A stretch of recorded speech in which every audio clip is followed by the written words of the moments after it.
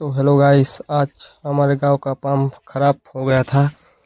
तो मुझे फ़ोन करके बताया है कि ये पंप नहीं चल रहा है और गांव के सभी अभी काम पे गए हुए हैं और मैं घर पे ही था। तो मैं आ जाता हूं देखने के क्या हुआ कि नहीं चल रहा है।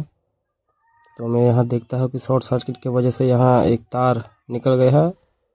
तो मैं इसे जोड़ देता हूँ और जोड़ के एमसीबी ऑन कर देता हूँ। अब देखता हूँ कि ये चलता है कि नहीं। अभी दोपहर का टाइम है तो पंप ज़रूरी है। तो ये देखिए चल गया है गाइस पंप, और